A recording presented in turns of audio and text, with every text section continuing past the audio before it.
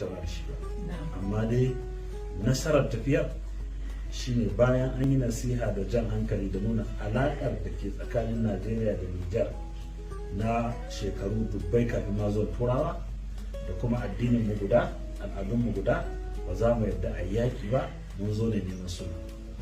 Shi ma ya ce to a madadin gwamnatinsa da komai malumin nan abin girmamawa ne, abin martabawa ne, yana murna da duk abin da zai zamanto ya kasance sulhu za a yi.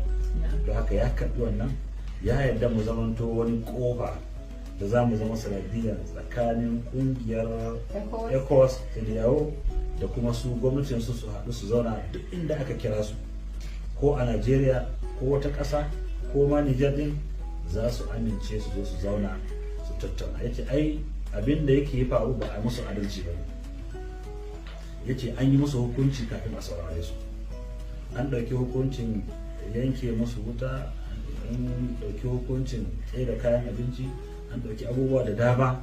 Yace ai a matsayinsu na 'ya'ya na wannan ƙasa ba a san matsalar da yasa suka yi abin da suka yi ba.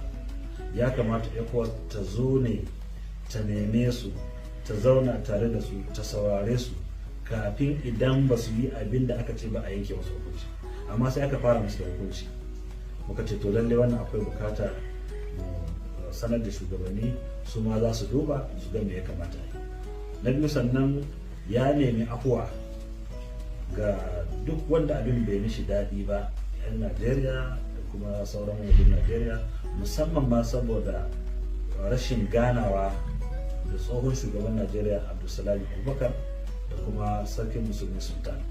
Yake wannan abu ya faru ne saboda lokacin da aka ɗauki wannan matakin da aka ɗauka na yanke wuta, na kuma tsaye da kayan abinci da abubuwa, 'yan tarzoma sun taso ko ina a ƙasa suna tarzoman nuna rashin jin daɗinsu, kuma a lokacin su suka sauko Nijar.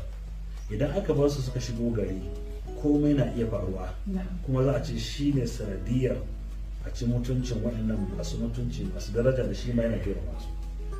Amma sai yasa aka tsaye da su a airport don a saurari saƙonsu, a yi duk abin da za a yi, sannan daga baya ga mai kamata a ɗauka. Don haka ya yi wannan ne don tsare musu martaba da daraja, amma duk abin da ya biyo baya yana neman a musu afuwa, a musu gafara, ba su yi ne da wulakanci ba.